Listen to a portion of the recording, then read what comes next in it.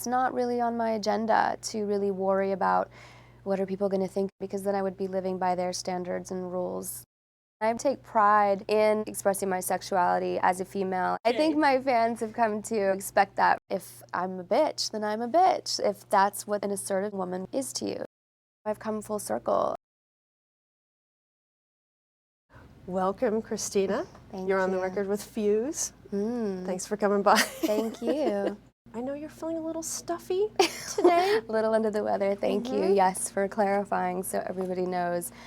Bear with me today. It's also got a little huskiness to your voice. It's working, A little bit. All right, let's talk about your family life. Do you film everything your son does, and every single move he makes, you're doo-doo, right? I wish I was a little better about it. I'm a book person, so I write down everything, and I'm always journaling, and I keep his own specific journal. I have 2 pregnancy books where I did massive collages, and I was that person. So he'll get his book one day. What inspires you now that you would never have thought to notice about life now that you have a family when it comes to your music or your work? I would definitely say tapping into my playful side again, the fun of it involved. My son Max has been able to help me make peace with my own past and make me feel like I can have a fresh start in incorporating peace and safety and having a safe haven for my son and my family that I was never able to have growing up. And when, you have so much on your plate, as I do, having a strong man by your side is so crucial. What kind of personality does he have that he provides this sort of rock to you? Yeah, he is my rock, 100%. When I met him, I didn't know who really was around me for the right reasons. It got to a point, where everything's sort of chaotic all around me in my head, and then he was just that one solid thing right down the center that just seemed to bring everything into focus and line it up for me and brought me peace and just honesty. He was a really genuine person, and that to me meant more than anything else in the world. And he's strong enough to be with someone who's such a bright star. Oof, Did he know it's a he tough knew what he was getting into? He Did knew what he was or- getting. We started dating actually on the set of my Dirty video. Really? So he knew what he was getting into. He's just so accepting, and I have to be with a man that is strong enough to accept me as a strong woman, a woman that expresses herself, the artist in me, but he appreciates the person in me, the person that no one really gets to see at the end of the day, no makeup, sweatpants and, old t-shirts. It's just, he's just that guy that, he's my support, he's my rock. You've been pretty frank in your music, talking about your past and what you went through when you were growing up. Some people that I know that have grown up in abusive households change their perspective when they have kids. They either become more empathetic because they know how hard it is to be a parent, or they become less forgiving because they can't believe what a parent can do. And I wanted to know if you went in one direction or another when you became a parent. That's a great question. I would say that I have mixed emotions about that, and at different times I feel both emotions. That's why I feel that I can make so much peace with it, having my son, because I know that he's so happy and that I'm creating an environment that is peaceful and is safe for him to just be a child in. Yeah, safety seems to come up again and again when you talk. Because it's so important for every child to feel that they have a safe place to go home to. And, when I went home, I didn't know what I was going to walk into. And it was hard, but it was something that drove me, and sometimes maybe why I'm a perfectionist, because I want to overly control my environment to my liking. Interesting. But you know intellectually that you do that. I'm into whatever is going to make me feel happy and I'm not hurting anyone, then I do it. And that's expressing myself as an artist, releasing emotion and pain, getting it out of me is really important. If I stay bottled up, then I would just probably go into an insane asylum. That's why it's important for me to talk about it, so that I can inspire others to hopefully get their stories out, because I'm not the only one that's ever had a painful past or a chaotic childhood or didn't feel safe growing up. Yeah, you've really removed the stigma and the shame for a lot of people, haven't you? I hope so. I mean, when I get the letters that I do and am told that, you know, my lyrics have helped them to speak about their own pain, then that's the greatest reward of anything. And you mentioned in a recent article that your relationship with him is pretty much non-existent. Is that probably going forward, it's beyond repair maybe, or? I wouldn't say anything's beyond repair, but I've, you know, come this far without sort of a father figure presence in my life, so it's not something that I really feel the need to entertain. And it takes time to figure that out, but it feels good when you do. Beautiful was a turning point, and that was a message to your fans. And I did a story once for the Harvey Milk School, this school downtown in New York City, and it was just this gay and transgender anthem, and some kids had it on repeat over and over again, and that's all they listened to for weeks. Wonderful. And it was so great, and I just want to know why that world is important to you, because you sure are important to them. I think that any environment or place where there's injustice happening, it really triggers me. I was always unfairly judged or talked about or criticized growing up my entire life, you know, because I always went against the norm and did things that were not exactly like my peers per se, and even wanting, in the area that I grew up, wanting to sort of pursue the career path that I wanted to was different. Oh, people made fun of you for that? Like, oh, she wants to... What? Yeah. I was a little bit of an oddball in that regard. So there was some bullying that would happen, being picked on. So I would definitely say anytime I see unfairness happening, I step up to the plate and try to be a voice for them. Being bullied sticks with you your entire life, doesn't it? I mean, it's amazing. It does, yeah. All the boys think it's cake when they taste mine. Well, you had to know that was going to garner a lot of attention, right? Well, I've never been racy before in my life.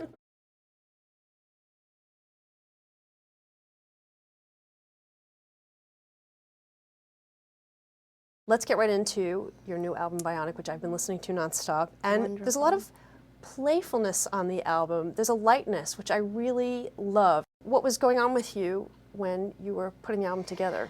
Well, thank you, first of all. And yes, definite playfulness. I was inspired by my son to actually just want to get back to just having fun and being playful with pop music at its best again. You know, when you have a child, you also think about the future and you think about the next generation. So I wanted to put a futuristic twist on that as well, because that's just where I was inspired to go, exploring different sounds of electronica. I got really into sort of electronica music, which I've been into since I was 15 and first heard Prodigy for the first time.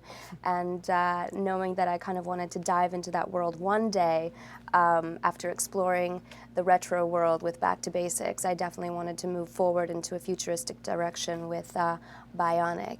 And yes, that involves a lot of play, a lot of collaborations, experiments with different sound and using different textures of my voice. Critics have said that you oversing sometimes. Is that something that has hit home with you? As far as critics are concerned, I mean, you cannot please everyone at the same time. So I really make music for myself, first of all, because I can't be happy with anything if I'm not, first of all, happy with it. And second of all, you know, my core fans who really get and appreciate what I do. And they're getting so many different dimensions of everything. It's just like, pick a favorite, so it's fun. Yeah. Well, this leads into the making of Not Myself Tonight, the video. Tell us a little bit about the making of it. I mean, that was quite the production, wasn't it?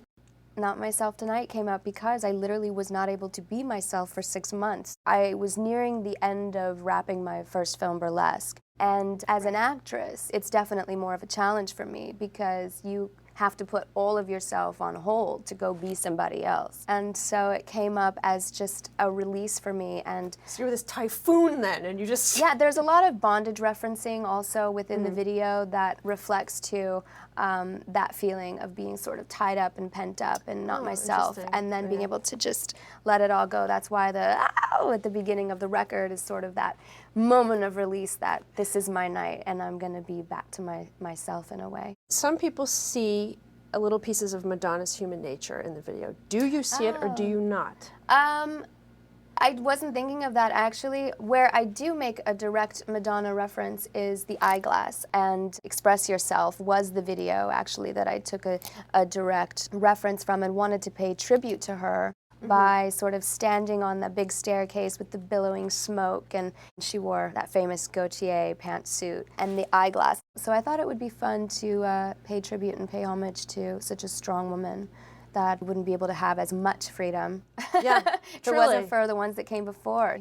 It's a different kind of sexuality that you're exploring than in the Dirty video, for sure. Yeah, it's definitely my sexuality that I'm exploring is how I've come full circle as a woman, being more in touch with my body. It's just a more sophisticated presentation of it.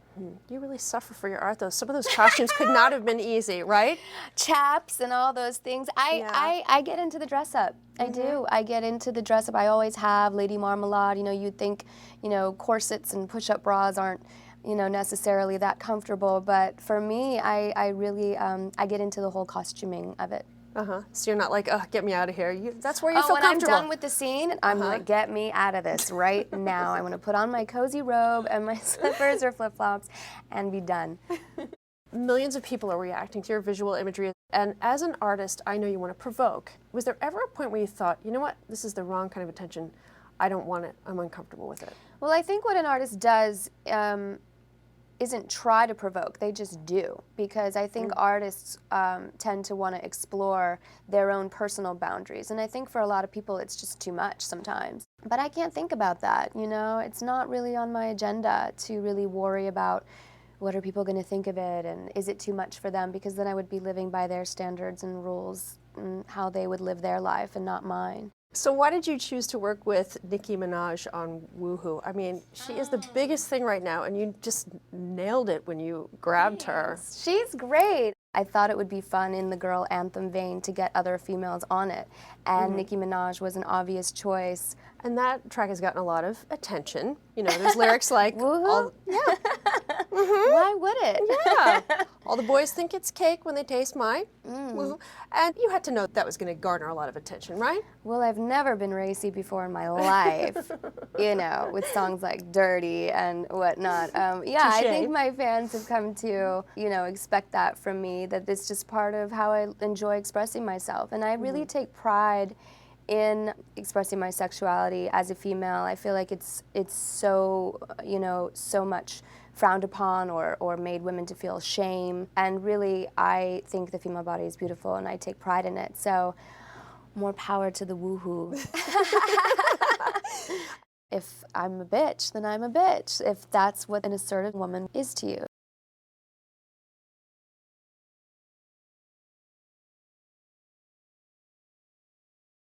How did you come up with X-Tina? I realize I don't know the genesis of that. Yeah, X-Tina actually was a nickname given to me by the man that signed me, Mr. Ron Fair. He gave me that name. You know, I was like, X-Tina?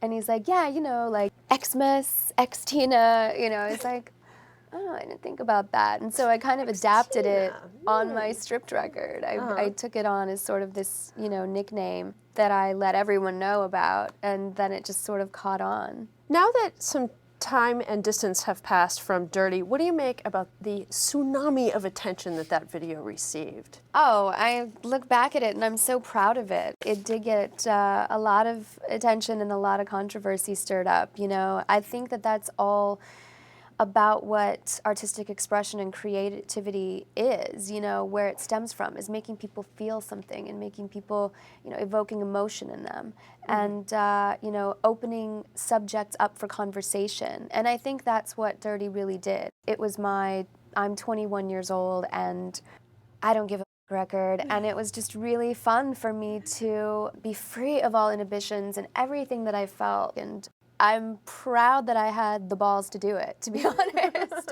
It's true. It's like, you know, so many people were so, you know, ruffled feathers about it, and it's just like, you know, what is the big deal? You refer to yourself as a super girl and a super bitch. I mean, have you been called a bitch before? I think every woman at one point in their lives or another has been called a bitch. And, you know, for a long time I had a real problem with that word. I didn't like it, you know, and I thought it was derogatory. But then I don't know, I've gotten to a place now where I've made a lot of peace with it. It's been so overused and made to seem so derogatory towards women that I've almost adapted it into an empowering feeling for myself. If I'm a bitch, then I'm a bitch, if that's what an assertive woman is to you. So I adapted it as sort of a badge of honor.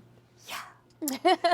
I think a lot of people don't know about you is that there's like a quadrillion charities and causes that you're, you know, helping out. I recently became a WFP World Food Program ambassador for the UN. It was just so funny because I was like, you know, I could really see how Angelina goes to these places and, you know, starts wanting to adopt these children. I mean, they're so beautiful and they're so full of life and hope for what they represent, you know. So I go and I help feed these children and get to know about their lives and the mothers' lives and try and help these families.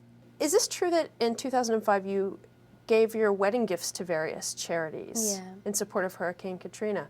That stuff is not on people's radar a lot of times. It doesn't need to be, you know, I do it because I want to do it and I feel like I'm in a very fortunate position in life and it's a necessity for me to sort of want to help where I can. What's the biggest misconception about you, do you think? Oh, what isn't a misconception? Sometimes maybe my seriousness. I'm really silly and really goofy when it comes down to it. I'm really playful and I get really silly. And I think some people find that I can be very closed off and guarded, but really on the flip side, I'm super open. So you think that people perceive you as being serious? And I've gotten that, yeah. And I do, I think, see how people can see that sometimes, or maybe that I come off even cold. But, you know, there was a long time where, you know, being in this business, everyone's just coming at you and they want and they want and they want. And then it just finally comes a point where you do want to shut down and, you know, not let everybody in. But at this point in my life, you know, I think that has even come full circle, and that only comes with feeling more and more comfortable in your own skin. Right. Let's talk about Burlesque. Now, they wrote the part with you in mind. Did that mean you had to audition, or did they just offer it to you? They offered it to me, actually, yeah. The script showed up at my door, and you know what happened? They had seen the work that I did when I hosted SNL, Saturday Night Live. And I was Samantha from Sex and the City, and they were like, you have the chops, and they just were very supportive of me. And the idea of burlesque really intrigued me. The beautiful women, the art of the tease, the sensuality involved. I just said, it's a no-brainer. It really allows me to venture into a whole different person. She has different pain in her past, but she's meaty and she's a fighter. So it was something I could sort of relate to so that I could bring on the tears where I had to cry. I mean, it was very emotionally draining at times. You know, you know, you really have to be in control of your emotion and turn it on, turn it off at the drop of a hat. You don't have much autonomy on a film set, and it's a very controlled atmosphere. And for you, getting to do what you want all the time, like, was that a strange thing for you? I mean, it must have been an adjustment, was it not? It's definitely an adjustment. I mean, I'm not gonna lie,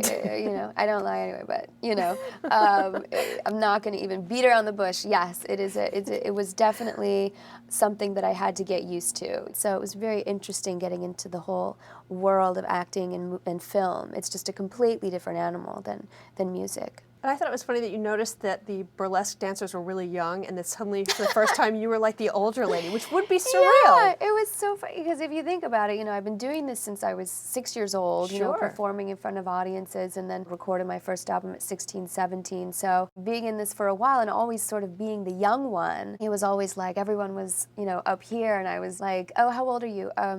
19. You know, it's almost like an embarrassing thing. And now it's almost like, hey, wait a second, what happened here? You're 19. You know, one of the choreographers on the film was 19 years old, and I was like, what? Whoa, wait, where did time go for a second? You know, a decade later. Well, thank you. With your Thank you joy so and a much, pleasure. Thank you for having me.